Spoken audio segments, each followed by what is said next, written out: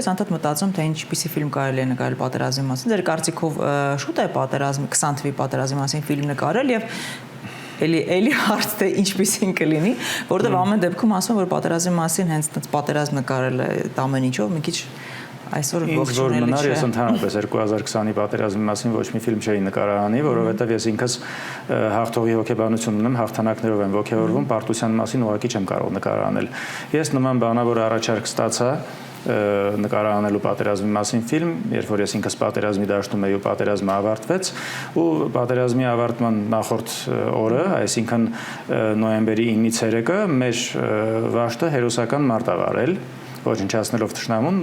բայց նույնիսկ դրա մասին նկարահանելու ցանկություն ինքս դրա մասնակիցը լինելով ես չունեցա, որովհետև ընդհանուր պատերազմը պարտված էր, տրամադրությունները ուրիշ։ Իմ համար ավելի ցանկալի է նկարահանել ֆիլմ 90-ականների պատերազմի մասին եւս մեկ ֆիլմ, օրինակ լինի դրա մասին, որովհետև դա հաղթանակի պատմություն է։ Քիչ ունենք, հա, բայց ավելի լավ է եւս մեկ ֆիլմ նկարել դրա մասին, կամ ապրիլյանի մասին 16 թվականի,